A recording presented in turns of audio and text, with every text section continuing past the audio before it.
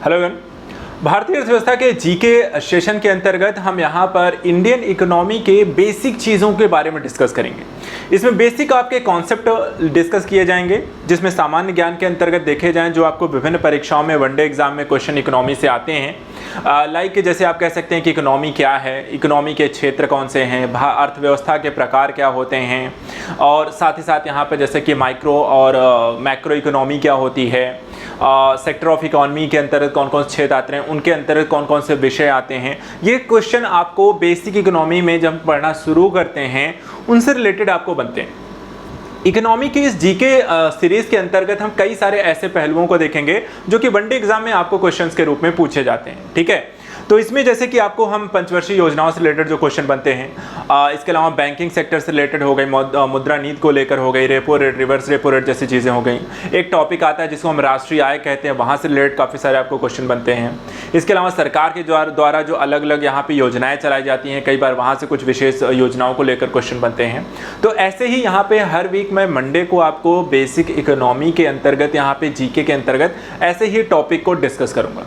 और सबसे पहले क्योंकि हम स्टार्ट कर रहे हैं इकोनॉमी को, तो जो पहला आज का हमारा सत्र है ये एक कह सकते हैं कि एक परिचय के तौर पे हम इसे देखेंगे कि इकोनॉमी क्या है, क्या क्या चीज़ें इसके अंतर्गत आती हैं, हम किसका यहाँ पे अध्ययन करते हैं, इकोनॉमी के सेक्टर्स क्या हैं, और इन सब का थोड़े थोड़े यहाँ पे कॉन्सेप्ट को समझेंगे। तो बस आपको बस छोटे छोटे इन कॉन्सेप्ट्स को ही लेकर हम पढ़ना शुरू करते हैं। और सबसे पहला जो क्वेश्चन आता है कि इकोनॉमी और इकोनॉमिक्स अर्थात अर्थव्यवस्था और अर्थशास्त्र में बेसिक रूप से क्या डिफरेंस है।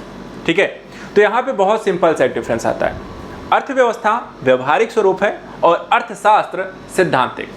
इसको इस रूप से भी कहा जा सकता है कि अर्थशास्त्र जो है वो सिद्धांतों के विभिन्न प्रकार के, जैसे कि आप बाजार को संचालित करने को लेकर, राजकोषीय स्थितियों को लेकर के, बैंकिंग प्रणाली को लेकर के, या अन्य किसी भी क्षेत्र के सिद्धांतों को जो डेवलप किया जाता है वो यहाँ पर हम अर्थशास्त्र के अंतर्गत देखते हैं।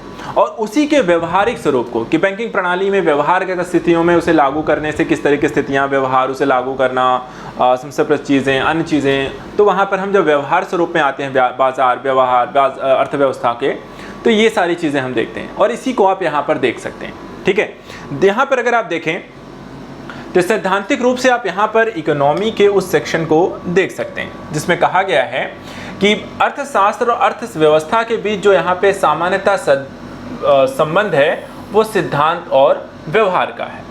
अर्थशास्त्र की बात करें तो यहाँ पर ये बाजार के, यहाँ पे देखिए बाजार के या सिद्धांतों की बात करता हुआ दिखाई देता है और रोजगार की बात करता है। जबकि अर्थव्यवस्था को अगर आप देखें तो ये किसकी बात कर रहा है, किसी विशेष क्षेत्र के आर्थिक क्रियाओं को अर्थात के व्यवहारिक स्वरूप के बारे में यहाँ पर आपको अध्ययन करता हुआ दिखाई देता है। ठीक है, तो यहाँ पर इन दोनों पहलुओं को ध्यान देना है, एक है सिद्धांत के बारे में, एक है व्यवहार के बारे में। अब यहाँ पर देखिए अर्थशास्त्र में एक आता है समष्टि अर्थशास्त्र। अब समष्टि अर्थशास्त्र जिसे माइक्रो और मैक्रो इकोनॉमी भी हम यहाँ पे कहते हैं, समष्टि और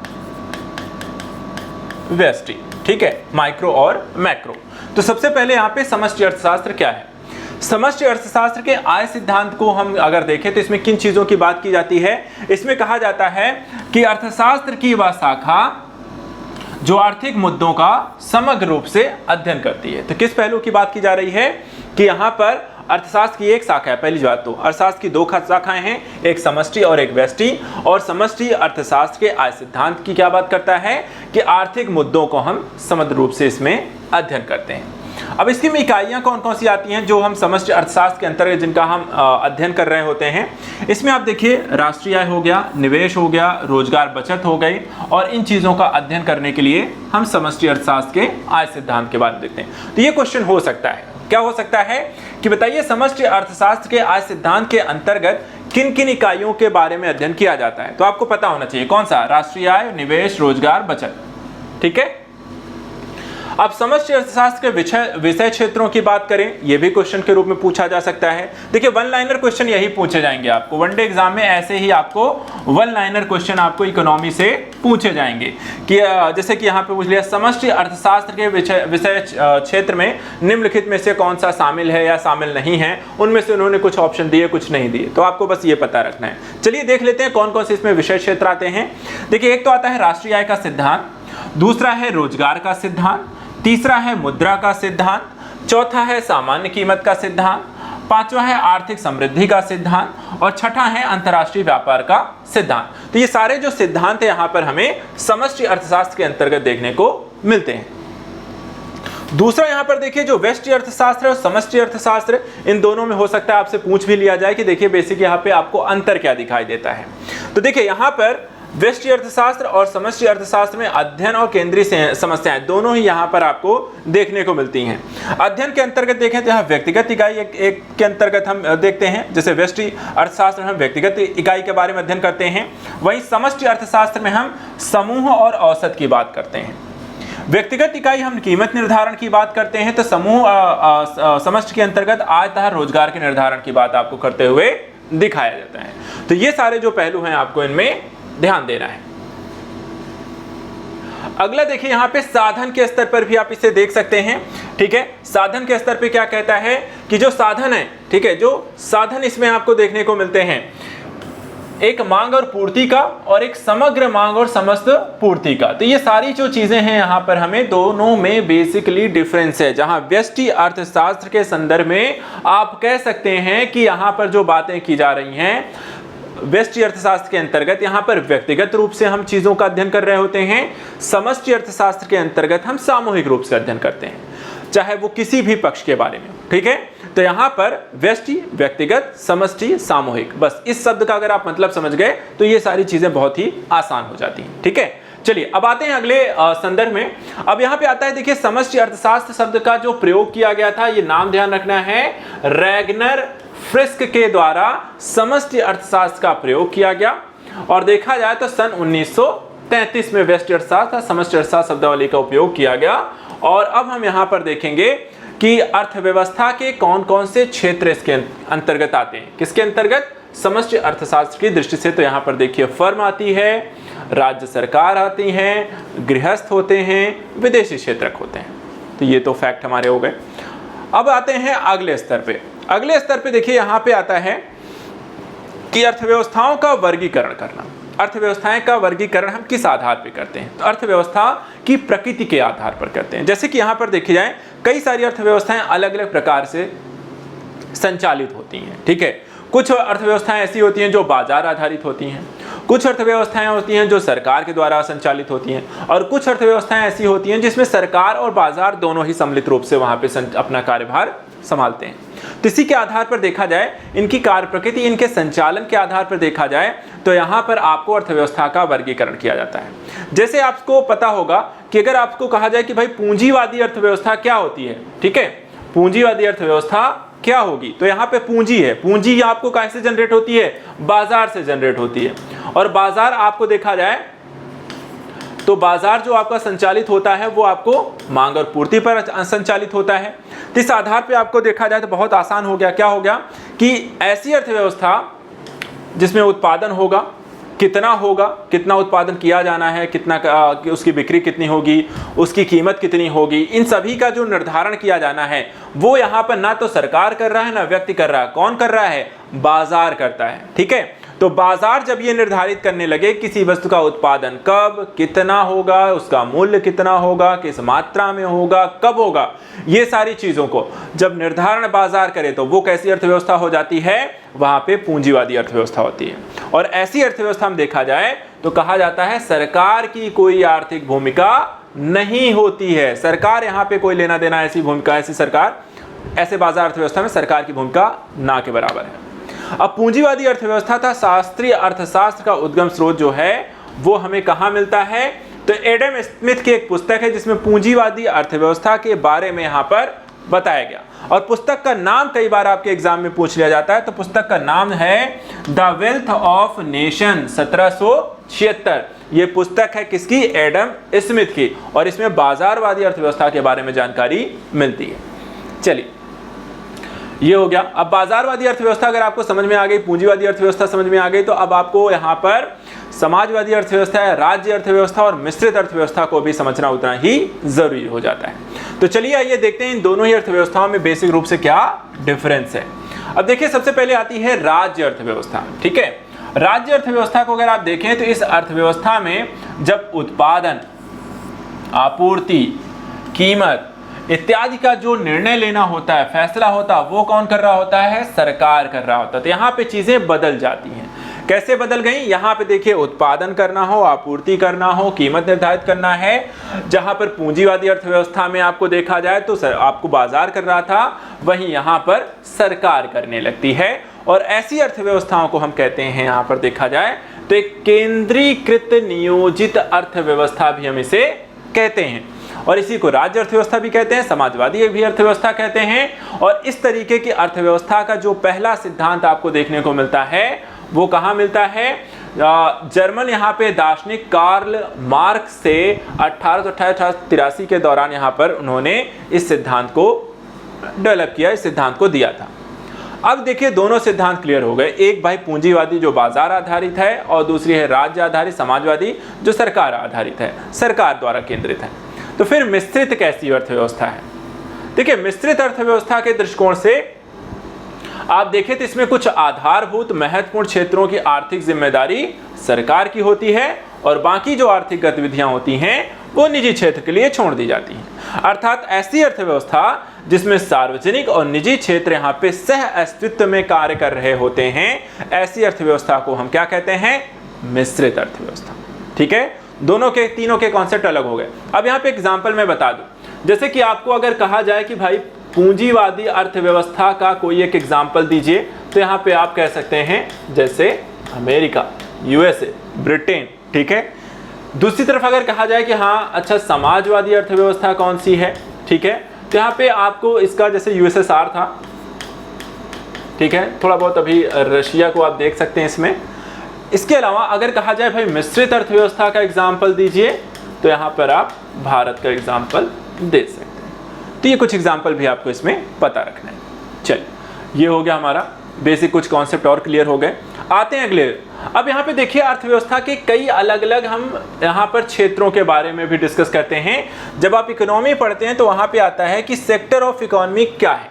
ठीक है, सेक्टर ऑफ इकोनॉमी क्या है? तो हम जब सेक्टर ऑफ इकोनॉमी के बारे में पढ़ते हैं तो यहाँ पर देखिए 3 सेक्टर आपको इसमें देखने को मिलते हैं, जहाँ पर हम सेक्टर ऑफ इकोनॉमी के अंतर्गत विभिन्न क्षेत्रों को यहाँ पर डिवाइड करते हैं, और फिर उसके हिसाब से वहाँ पर पॉलिसीज बनाई जाती हैं, रणनीतियाँ बनाई जाती हैं, कार्य प्रक्रियाएं बनती हैं। इन्हें हम कहते हैं प्राथमिक क्षेत्र, द्वितीयक क्षेत्र और तृतीयक क्षेत्र। अब प्राथमिक क्षेत्र में चलिए, ये क्वेश्चन कई बार पूछ लिया जाता है कि जैसे प्राथमिक क्षेत्र क्या है, या फिर इसके अंतर्गत कौन कौन से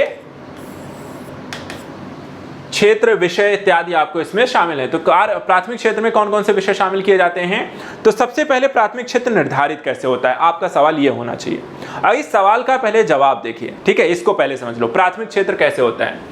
ऐसे क्षेत्र जहां प्राकृतिक संसाधनों को कच्चे तौर पर प्राप्त किया जाता है। ठीक है, प्राकृतिक संसाधनों को कच्चे तौर पर, रॉ मटेरियल के तौर पर प्राप्त किया जाता है, उसको हम यहाँ पे प्राकृतिक संसाधन के रूप में रखते हैं। अब देखिए, इसके एग्जाम्पल भी मैं आपको बता दूं, आपको ज्यादा बेहतर समझ में आएगा। जैसे कि कृषि कार्य हो गए, जैसे गेहूं, चावल, जो भी आपको है, सरसों, अलसी, दालें, ये क्या है? ये रॉ हैं। आगे चल करके इसी से अलग अलग उत्पाद बना दिए जाते हैं। ठीक है, कोई ब्रेड बना रहा है, कोई बिस्किट बना रहा है, कोई नमकीन बना रहा है, कोई यहाँ पर आपको बेसन बना रहा है, लेकिन वो क्या है? वो इसके बाद बनते हैं, इसके द्वितीयक उत्पाद होते हैं। लेकिन रॉ मटेरियल के तौर पर क्या है? जितनी भी आपको कृषि कार्य हैं, कृषि फसलें हैं, वो आपको रॉ मटेरियल है।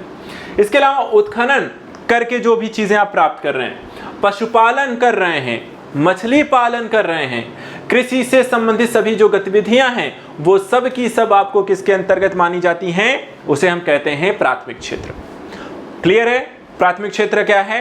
अगर प्राथमिक क्षेत्र क्लियर हो गया तो इसी से फिर जुड़ जाता है द्वितीयक क्षेत्र, अर्थात जो रॉ मटेरियल होता है उसी से यहां पर आगे की प्रक्रियाएं द्वितीयक क्षेत्र में होती हैं। कैसे होती हैं वो समझ लेते हैं। तो द्वितीयक क्षेत्र क्या है? द्वितीयक क्षेत्र हम उसे कहते हैं जहां पर देखिए प्राथमिक क्षेत्र के उत्पादों को अपनी गतिविधियों के माध्यम से कच्चे माल को उपयोग किया जाता है, उसे हम कहते हैं द्वितीयक क्षेत्र। अब जैसे मैंने आपको एग्जांपल दिया, ठीक है, अब यहां उत्खनन से मान लीजिए आपको कोई रॉ मटेरियल मिला, जैसे कि लौह अयस्क मिल गया, ठीक है, ठीक है, लौह अयस्क मिल गए, कुछ खनिज पदार्थ मिल गए। अब आपने उसका क्या किया, यहाँ से आपने उस लौह अयस्क को यहाँ पे परिष्कृत किया और उसके माध्यम से आपने नए नए यहाँ पे स्टील बना लिए, लोहे का निर्माण कर लिया, अन्य चीज़ें यहाँ पे आपने बना ली, तो लोह और इस्पात उद्योग हो गया। वाहन फिर उसी से आपने बना लिए, ठीक है, उसी लोहा इस्पात इत्यादि का प्रयोग करके आपने उसे असेंबल करके डिज़ाइन करके वाहन बना लिए। जो आपको यहाँ पे कृषि से आपको जैसे कि जूट मिल गया, ठीक है, रेशम मिल गए, ठीक है, तो यहाँ पे सूती हो गया, धागे हो गए, तो यहाँ पर उससे आपने क्या किया, वस्त्र उद्योग अर्थात कपड़े बना लिए। इसी तरह के से यहाँ पे देखिए कृषि से आपको मिल गई लकड़ी मिल गई अलग अलग, ठीक है, कच्ची यहाँ पे लकड़ी मिल गई, उसी लकड़ी का प्रयोग करके आपने क्या बना लिया, यहाँ पे फर्नीचर बना लिए, कुर्सी बना लिए, अलमीरा बना लिया आपने, दरवाजे बना लिए, तो वो क्या हो गए आपके फर्नीचर। तो यहाँ पे देखिए जो प्राथमिक क्षेत्र में कच्चे माल से हमें चीजें मिल रही थी, उसी का प्रयोग करके हमने यहाँ पर क्या किया, उत्पाद बना लिए, लोहा इस्पात वाहन वस्त्र फर्नीचर, ये सब के सब क्या हो गए आपके द्वितीय क्षेत्र। तो अगर आपसे पूछा जाए द्वितीय क्षेत्र के अंतर्गत क्या आता है, तो यहाँ पे लिख सकते हैं लौह इस्पात उद्योग, वाहन उद्योग, वस्त्र उद्योग, फर्नीचर उद्योग और ऐसी कोई भी चीज जो यहाँ पर किसी चीज से रॉ मटेरियल से बनाया गया, वो सब के सब आपके द्वितीय उत्पाद में आ गए। ठीक है, अब यहाँ पे एक चीज और फैक्ट आपको ध्यान रखना है, कई बार क्वेश्चन आता है कि व्हाइट कॉलर जॉब क्या है, ठीक है, ब्लू कॉलर जॉब क्या है। तो व्हाइट कॉलर जॉब का मतलब होता है ऐसे कुशल श्रमिक, ठीक है, तथा उत्पादन में प्रत्यक्ष रूप से संलग्न श्रमिक, ये दो तरीके के हैं। कुशल श्रमिकों को हम कहते हैं व्हाइट कॉलर जॉब, और साथ ही साथ यहाँ पे उत्पादन में प्रत्यक्ष रूप से संलग्न जो श्रमिक होते हैं, हम उन्हें ब्लू कॉलर जॉब के वर्ग में संबोधित किया जाता है। तो दो अलग अलग वर्गों में यहाँ पे काम करने वाले लोगों की श्रेणियां भी हैं। ये समझ में आ गया। अब आते हैं, देखिए दो क्षेत्र तो हो गए, अब आता है तीसरा क्षेत्र कि देखिए एक तो रॉ मटेरियल का प्रयोग करता है, एक जो होता है कि दूसरा जो है वो रॉ मटेरियल को लेकर के उससे अलग प्रकार के उत्पाद यहाँ पे बना लेता है। तो फिर तृतीय क्षेत्र में बचा क्या, तृतीय क्षेत्र में देखिए यहाँ पर होती हैं सेवाएं, ठीक है, क्या होती हैं, सेवाएं प्रदान की जाती हैं। सेवाएं कैसे प्रदान की जाती हैं, अर्थात आपको किसी कार्य की आवश्यकता पड़ी और उसके लिए आपने किसी को बुलाया, वो आके आपका काम करके चला जाए, तो वहां पर आपको वो अपनी सेवा दे के गया, ठीक है, उस क्षेत्र को हम तृतीय क्षेत्र में रखते हैं। जैसे कि यहां पर आप देखें, सबसे जरूरी एक पहलू कि यहां पर हम किस सेक्टर को रखते हैं, इसे हम सेवा सेक्टर भी कहते हैं, या आपको देखा जाए तो आपको तृतीय क्षेत्र कहते हैं। अब यहां पे देखिए कौन कौन सी, जैसे आपको अकाउंट खुलवाना है, आपको बैंक की जरूरत पड़े तो बैंक का अकाउंट आएगा, एजेंट आएगा, वो आपका खाता खोल देगा, या आप बैंक गए वहां पे आपका खाता खोल दिया, तो ये क्या आपका सेवा। सेवा क्या होगा कि आपके अकाउंट पैसे का लेन देन जो होता है बैंकिंग के माध्यम से, वो सेवाएं आपको दे रहे हैं।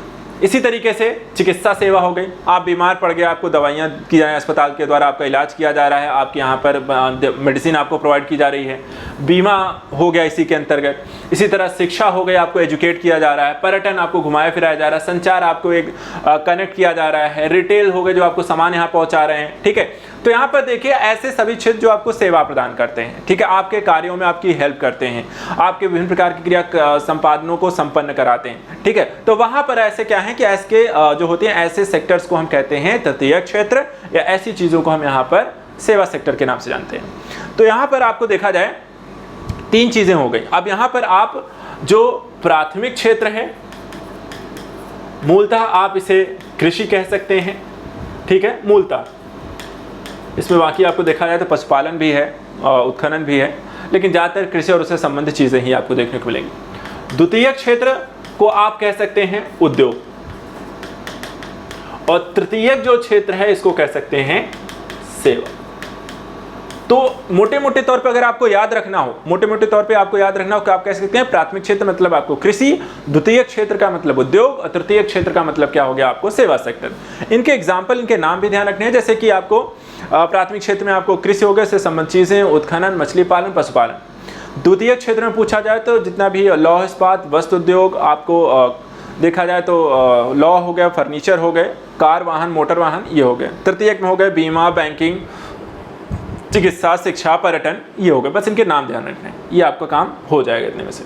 चलिए, तो अब यहाँ पे देखिए इसी को आप प्रकार के तौर पे भी देख सकते हैं। प्रकार भी को जैसे कि अर्थव्यवस्था की सकल आय में उसके क्षेत्रों के योगदान तथा उन पर निर्भर जनसंख्या के आधार पर अगर देखा जाए तो जनसंख्या भी, अर्थव्यवस्था भी इस प्रकार से भी डिवाइड कर सकते हैं कि किसका जीडीपी में कितना योगदान है, किसका लोगों की आय या इनकम में कितना योगदान है।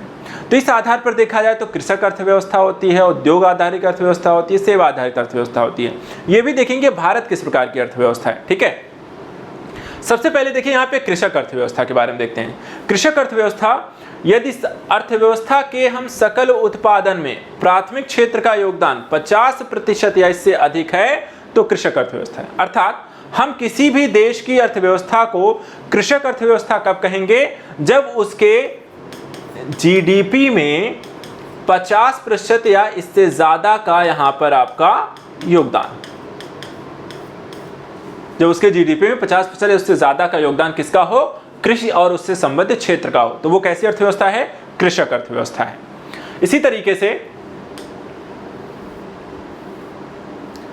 दूसरा इसमें आता है औद्योगिक अर्थव्यवस्था। औद्योगिक अर्थव्यवस्था के बारे में क्या है, इसमें भी सेम कॉन्सेप्ट, बस यहाँ पे थोड़ा सा चेंज हो जाएगा। चेंज क्या होता है, इसको आप कह सकते हैं कि ऐसी अर्थव्यवस्था जिसके द्वितीयक क्षेत्र का सकल घरेलू उत्पादन में योगदान 50% या उससे अधिक हो।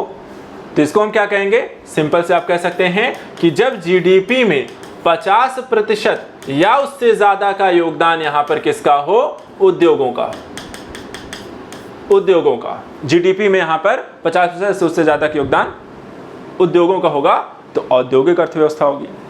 तीसरा इसमें आता है आपको सेवा अर्थव्यवस्था। ठीक है, अब इसमें अगर आप देखें तो इसे आप कह सकते हैं तृतीयक क्षेत्र में सकल घरेलू उत्पादन का जो योगदान है, यहां पे आप कह सकते हैं कि यदि जीडीपी में 50% या उससे ज्यादा का योगदान सेवा सेक्टर का हो जाए तो उसे हम क्या कहेंगे, सेवा आधारित अर्थव्यवस्था।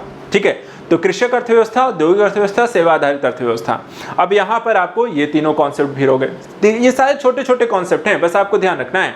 अब यहां पर एक नोट, अब भारत के बारे में थोड़ा समझ लीजिए कि भारत कैसी अर्थव्यवस्था है, जो कॉन्सेप्ट आपने सारे समझे। सबसे पहली चीज, भारत पूंजीवादी, समाजवादी और मिश्रित अर्थव्यवस्था में कैसी है, मिश्रित है। ठीक है, दूसरी भारत की विशेषता क्या, भारतीय अर्थव्यवस्था की, यहां पे श्रम आधिक्य वाली अर्थव्यवस्था, ज्यादा श्रम लगता है, उत्पादन उतना आपको देखा जाए श्रम के मुकाबले आपको प्रॉफिटेबल उतनी कम है। इसके अलावा कृषि प्रधान है, अर्थात एक बड़ा सेक्टर अभी भी देखा जाए कृषि यहां पर है, जहां पर ज्यादातर लोग, ज्यादा एक बड़ी जनसंख्या जो है कृषि क्षेत्रों में आपको लगी हुई है। प्रति व्यक्ति आय कैसी है भारत की, यहां पर न्यूनतम आपको देखने को मिलेगी। बेरोजगारी कैसी है, उच्च देखने को मिलेगी। ठीक है, तो इन सभी विशेषताओं से युक्त भारत कैसी है, एक विकासशील अर्थव्यवस्था है। तो ये जो फैक्ट हैं ये भारतीय अर्थव्यवस्था को यहाँ पर आपको प्रख्यात करते हैं, विभाजित करते हैं और उनके बारे में यहाँ पर आपको बताते हैं। तो आज की हमारी इस क्लास में इस बेसिक कॉन्सेप्ट को हमने इकोनॉमी के देख लिया है। इन सारे कॉन्सेप्ट को अच्छे से रिवाइज कर लीजिएगा। इसकी जो पीडीएफ है वो आपको टेलीग्राम चैनल पे मिल जाएगी। टेलीग्राम चैनल की जो लिंक है वो आपको इस वीडियो के डिस्क्रिप्शन में आपको मिल जाएगा। ठीक है, तो आज के सेशन में इतना ही। नेक्स्ट मंडे को फिर से मिलेंगे कुछ और ऐसे इकोनॉमी के बेसिक कॉन्सेप्ट के साथ जो कि आपके एग्जाम के जीके के दृष्टिकोण से यहाँ पे महत्वपूर्ण होंगे। थैंक यू सो मच आज के लिए एंड गुड लक।